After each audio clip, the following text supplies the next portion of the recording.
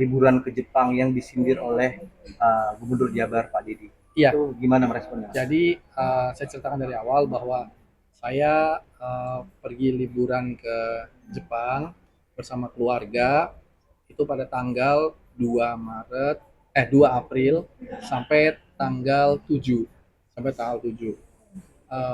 Lalu ketika pergi di Jepang di sana di tanggal 6 pagi itu 6 saya waktu Jepang ya, saya melihat dikasih tahu sama rekan bahwa ini Instagramnya Pak Deddy Mulyadi bilang, Pak Luki selamat liburan ya. Kalau lain kali kalau pergi ke Jepang izin dulu. Nah di situ saya langsung mencoba menghubungi Pak Gubernur. Saya bilang, punten Pak Gubernur, maaf, saya tadi lihat di postingan Pak Gub, saya posisi lagi di Jepang Pak Gub. Maaf kalau saya belum izin, karena saya tanggal 7 sudah pulang kok. Jadi tanggal 8 bisa kembali kerja. Terus Pak Gubernur bilang, mestinya izin dulu sama Kemendagri melalui beliau ya. Melalui beliau. Iya Pak Gub, tapi saya perginya bukan di hari kerja. Lalu dia beliau nunjukin kayak screenshot peraturan perundang-undangan kalau nggak salah undang-undang tahun 23 tahun 2014 itu. Pasal yang dilarang pergi ke luar negeri. Wah, saya bilang, wah maaf Pak Gubernur, saya berarti salah menginterpretasikan hari. Saya pikir hari itu hari kerja. Kata beliau, enggak, tetap, oh ya sudah, saya minta maaf, nanti saya akan segera menemui, begitu sampai Indonesia, tanggal 9, terus tanggal 8, saya mendapatkan surat juga tuh, jadi di tanggal 7 saya dapat surat tanggal 8 untuk klarifikasi di inspektorat. Nah, di situ tadi saya menjelaskan di inspektorat, tadi saya menjelaskan ada sekitar 40-an lah, 40 pertanyaan. Tentu ditanya perginya itu pakai fasilitas negara atau tidak. Saya jawab tidak, bahkan saya dari Indramayu sampai ke Jakarta saya nyetir sendiri pakai mobil pribadi, tidak bawa ajudan, bawa aspri, ASN sama sekali tidak difasilitasi, bahkan di airport semua ini benar-benar murni pribadi dari awal sampai akhir. Lalu kenapa tidak mengajukan izin? Saya mengatakan bahwa saya sudah mengajukan izin sebenarnya tanggal 8, 9, 10. Karena saya pergi dari tanggal 2 sampai tanggal 10, 11 lah. 11 itu kan sampai Indonesia. Loh, kenapa izinnya 8, 9, 10? Karena 8, 9, 10 adalah hari kerja. Makanya saya mengajukan izin. Terus izinnya keluar nggak? Nggak keluar, Pak. Karena ketika mengajukan izin lewat aplikasi, sudah terlalu mepet. Harusnya 14 hari kerja sebelumnya. 14 hari kerja sebelumnya. Dan sementara tanggal 22 bulan Maret itu sudah nggak ketemu tuh hari kerja 14 hari. Oh, jadi karena saya izin tanggal 8, 9, 10 tidak bisa, maka saya membatalkan 8, 9, 10-nya. Ya sudah, saya pulang di tanggal 7. Saya berangkat tanggal 2 sampai tanggal 7. Lah kenapa nggak izin? Nah, di sini Pak, saya minta maaf, saya salah. Karena saya berpikir itu kan cuti bersama. Kan kepala daerah kan nggak boleh cuti di hari lebaran. Saya ada surat edarannya. Nah, surat edarannya itu memang tidak saya terima di meja saya gitu. Kan ada surat dari gubernur. Betul ada surat dari gubernur. Surat dari gubernur itu menyatakan persiapan lebaran. Persiapan lebaran itu A sampai ada 9 poin kalau nggak salah ya. Ada 7 poin. 7 poin salah satunya membuat posko. Ada saya kita bikin ada 27 posko. Terus menyiapkan SK untuk apa anti premanisme, belum lagi kita buat lagi untuk pengandalian harga-harga, kenaikan harga, terus operasi pasar itu semua sudah saya lakukan Pak, dari A sampai Z itu dari 7 item sudah saya lakukan semua. Hari H saya tetap ada di lokasi di pendopo, malah saya menerima ada ribuan tamu datang, ya mungkin sekitar 1000-an tamu datang. Terus di malam harinya kami masih keliling-keliling untuk patroli dan besoknya juga masih. Dan karena memang semua ASN itu sudah pada tutup, Sekda sudah pulang kampung, Asda sudah nggak ada, jadi kantor-kantor itu tutup. Jadi di kantor bupati itu cuma saya dan satpam di depan, ada 2 orang kalau nggak salah satpam di depan. Ya sudah, saya titip sama Pak Wabub karena tinggal rumahnya itu dekat dekat kantor pendopo, dekat kantor rumah itu cuma sekitar 700 meter.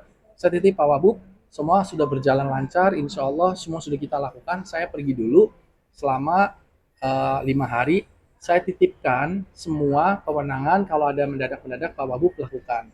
Pak Wabub pun menerima, Wakil Bupati pun menerima. Jadi saya pergi.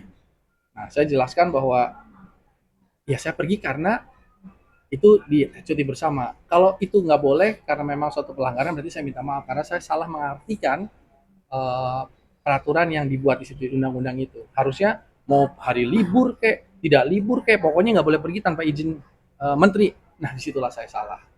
Mas, tapi ada sanksi dari inspektor. Sanksi itu mungkin nanti keputusannya kalau sudah di kan ini kan saya diminta klarifikasi. Setelah itu nanti kan mereka akan mengolah data dan mungkin ada pertimbangan-pertimbangan yang saya juga nggak tahu pertimbangannya apa. Berarti belum turun sanksi ya? Belum, kan kan begini Pak. Misalnya tadi saya ngomong persis seperti ini bahwa saya melakukan satu kesalahan. Anggaplah saya pegang gelas, gelas itu saya pecahkan gitu loh, saya pecahkan. Kalau ditanya gelasnya pecah nggak? Iya betul pecah. Saya pergi ke luar negeri tanpa memegang izin dari menteri. Tapi kalau ditanya, kenapa kamu pecahkan? Saya nggak sengaja. Kenapa kamu pergi tanpa izin? Saya tidak tahu, tidak sengaja. Gitu. Karena itu di hari cuti. Kalau itu salah, ya berarti memang salah karena saya sudah memecahkan gelas, itu sebabnya saya minta maaf. Kalau memang saya harus mengganti gelasnya, saya akan ganti. Ibaratnya kalau memang saya disanksi, ya mau nggak mau itu adalah konsekuensi resiko yang harus saya tanggung. Jadi saya tawakal tuh, saya bertawakal dan berserah diri dan saya serahkan, saya ceritakan semua yang apa adanya. Saya screenshot semua tiket-tiket saya screenshot uh, itinerary saya di sana.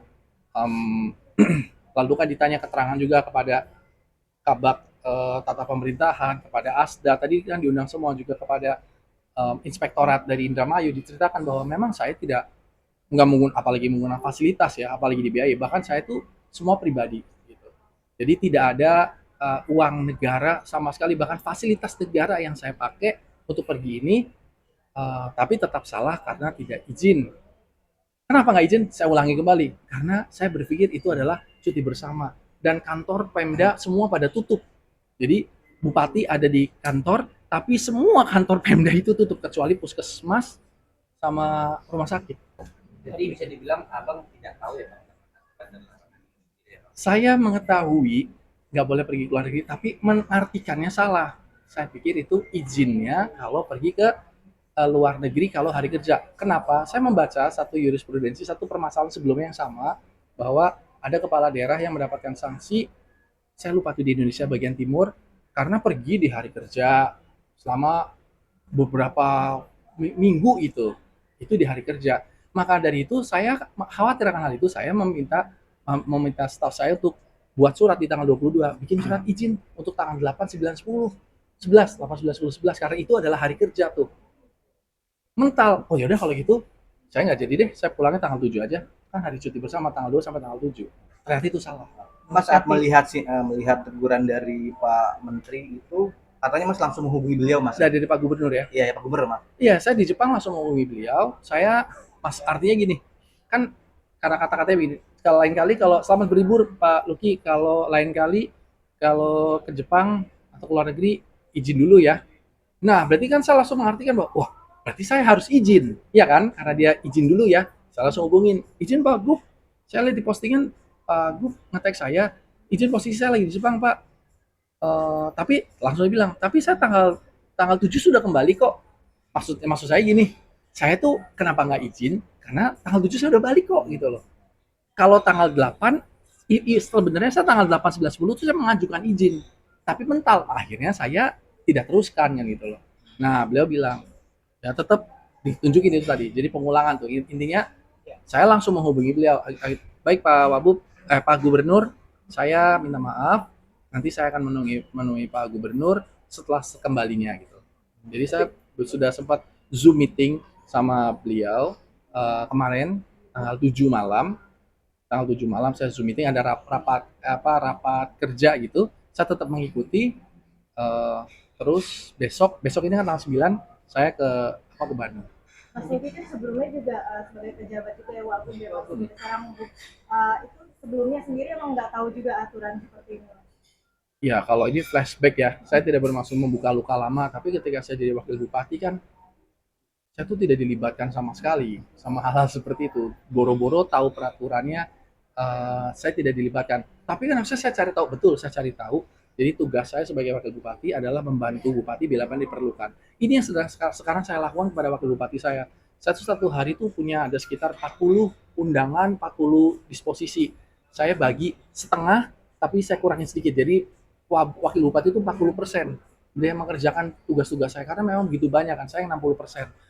um, itu saya lakukan karena saya melibatkan wakil bupati saya saat ini dan begitu banyak kerjaan yang harus kita kerjakan. Nah, ketika ditanya, tadi pertanyaan juga muncul, kan Anda pernah jadi wakil bupati, apa Anda nggak pernah seperti ini sebelumnya? Saya selama jadi wakil bupati, saya cuma dapat 3 tugas. Yang pertama, tugas ke Bandung, nemuin BP2MI, kedua sama ke Bandung, tapi nemuin Mas Hengki Kurniawan tentu sebagai bupati Bandung Barat. Yang tiga adalah memimpin upacara penutupan Agustusan. Jadi saya juga nggak ngerti, bahkan saya nggak punya staff, nggak punya macam-macam lah. Jadi kalau tanya kok nggak tahu, ya memang begitu keadaannya. Tapi menyikapi kritik dari masyarakat Indramayu sendiri seperti apa, Mas? Ya Dengan tentu adanya kritik kejadian ini adalah satu masukan yang berharga buat saya. Jadi kan ini kritik karena saya melakukan satu kesalahan kan. Walaupun saya tidak sengaja, tapi salah adalah salah. Jadi bagi saya ya, saya minta maaf kepada semuanya. Saya nggak bilang kalau saya ada salah.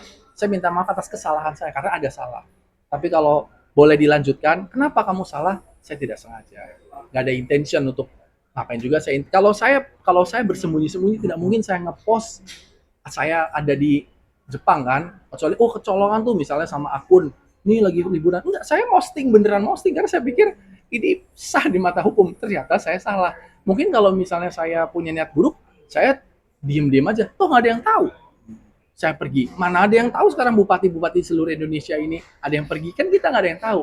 Kalau misalnya mereka nggak ngasih tahu, karena saya memang bener-bener nggak nutupin, jadi nggak diam-diam pergi. Tidak, saya nggak diam-diam pergi, Pak. Saya tuh perginya bener-bener menceritakan. Bahkan saya cerita sama ASN-ASN saya bahwa saya akan pergi, minta urus izin karena nggak bisa. Ya udah saya nggak jadi tanggal 8.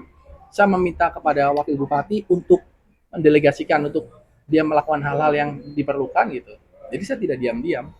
Mas, salah tetap salah nggak bisa dibenarkan Betul, ya Mas ya. betul. Tapi paling tidak gini, mohon maaf kalau harus main luka lama. Paling tidak gini loh, saat ini menjadi bupati, mencoba untuk tidak memberikan rasa yang sama gak sih terhadap wakil bupati sekarang? Banget. Wakil bupati sekarang ini sibuknya luar biasa. Jadi wakil bupati saya tuh udah kayak setrikaan, mondar-mandir gitu. Dan saya yang di dalam kantor mengurusi birokrasinya, Pak Wabub itu yang melakukan pengawasannya. Misalnya saya melakukan, begini, saya juga kasih tahu. Bahkan anggaran perjalanan dinas saya kan punya anggaran perjalanan dinas tuh. Satu ke luar negeri itu sekitar 500 juta lebih. Itu saya coret. Udah ini coret aja karena saya memang kalau keluar negeri ya pakai biaya sendiri gitu. Saya dapat anggaran mobil 1 miliar, saya coret karena saya mau menyekolahkan satu desa satu sarjana, saya coret. Dan saya minta Pak Wabub itu yang mencari anak-anak di desanya. Jadi Wabub saat ini sangat sibuk karena saya kasih tugasnya juga banyak kan gitu. Karena tugas itu banyak sekali. Oke, terima kasih Mas. Mungkin ada yang mau disampaikan masyarakat permintaan maafnya gitu. Iya, tentu untuk masyarakat Indonesia secara umum, karena saya pejabat publik, dan kepada masyarakat Indramayu khususnya, saya minta maaf karena kehilafan saya, kesalahan saya tidak cermat dalam membaca undang-undang, itu kesalahan. Dan saya harus konsekuen, saya siap menerima apapun resikonya, konsekuensinya, tapi kalau ditanya, kenapa saya melakukan? Karena saya tidak sengaja, saya tidak tahu, saya nggak pakai uang rakyat, saya bahkan jatah mobil dinas saya pun, ini saya publish ya, karena kan tidak mungkin saya bisa bohong, nanti kan ketahuan kan, jatah mobil saya pun itu saya tidak ambil, saya pakai untuk biaya mahasiswa, bahkan anggaran perjalanan dinas luar negeri senilai 500 juta, ini baru pertama kali di Indramayu nih, saya yang coret, yang lainnya kan tidak, tapi artinya bahwa saya nggak pakai, kan kemarin kan orang berpikir bahwa wah rakyatnya masih susah, kamu malahan jalan keluar negeri. Enggak, itu jalan keluar negeri itu pakai uang saya pribadi gitu, dan saya nggak bolos kerja. Oke, Thank you, Mas. Ya, Izin foto sama-sama. untuk thumbnail. Boleh? Saya berdiri atau duduk? Siap, terima kasih Mas. Lanjut dikit boleh ya? Boleh. Dikit ya. Kalau kemarin itu kan Jaksan. sedikit aja. Nggak apa-apa, silakan. Kemarin itu kan menutup luka lama ya. Sekarang menjadi pemimpin yang semoga menjadi arif bijaksana. Tapi di sini congol ya. Kenapa? Ya, yang arif bijaksana segala macam. Seperti apa merasa sekarang kolaborasinya seperti apa sekarang sama Wabub? Merasa lebih oh ya nih sekarang udah seiring sejalannya atau gimana? Saya sama wakil bupati saya saat ini termasuk yang berteman ya sebelumnya. Kita suka ngobrol bareng sebelum jadi paslon. Kita sama-sama punya bayangan kan itu. Kita mau dibawa kemana sih, seperti apa gitu. Dan saya juga bilang bahwa Pak, saya yakin kalau jadi bupati ini juga kerjanya itu bakalan siang sampai tengah malam nih. Karena sendirian itu nggak mungkin Pak. Jadi saya minta Bapak kalau jadi wakil saya siap kerja siang malam nggak? Dia pun katakan siap gitu. Bahkan saya kemarin bersama dia itu dari puasa sampai lebaran itu tidak ada libur satu hari pun. Saya sama Wabub itu nggak ada libur satu hari pun. Setiap hari saya bolak-balik minta maaf sama ASN, sama pengawal-pengawal. Saya bilang, minta maaf ya, dengan adanya saya kerja sama Wabub, nggak ada libur satu hari pun, bahkan sampai tengah malam. Saya bahkan menunjukkan bahwa jam 1 malam itu saya live TikTok, yang nonton tuh sudah 90 ribu orang ya, 90 ribu orang, 95 ribu orang yang nonton. Itu saya masih nemuin tamu ada 40 orang. Karena itu tadi masyarakat pada datang. Jadi artinya saya tuh ya alhamdulillah saya nggak males-malesan gitu loh. Cuman ini ya saya salah nih ya, tapi apes gitu loh. Saya apes aja. Pas sudah kantor kosong, udah gak ada orang, saya pergi. Sebelumnya kenapa saya ngantor sampai tengah malam? Karena ASN-nya saya bilang, Pak tolong Anda kerja sampai malam ya. Sabtu Minggu tetap kerja ya. Tapi ketika lebaran, ya mereka pulang kan. Mereka pulang. Nah ketika mereka semua pulang, saya sendirian kan. Ya udah saya nggak bisa jadi kayak tugu gitu. Harusnya kan ya tetap jadi kayak tugu gitu, diem jadi kayak tugu gitu di alun-alun gitu kan. Harusnya begitu. Nah saya salah gitu loh. Oke mas, saya mau balik 360 derajat ya, yang dulunya itu tidak dilibatkan, sekarang justru tidak punya waktu untuk mungkin tidur nyenyak, tidur yang panjang. Iya. Seperti apa? Sering saya katakan bahwa kalau nggak mau capek jangan jadi bupati. Jadi saya tahu bahwa saya bakalan capek. Ya jadi kalau mau jadi bupati saya harus capek. Dan ini lumayan capek. Nah kemarin bukannya saya nggak mau capek, bukan saya males-malesan, karena kan gak ada orang gitu loh. Ya, saya mau kerjakan bingung juga kan gitu. Ya udah gitu deh. Ya saya pergi. Ya tetap salah juga. Semoga sukses.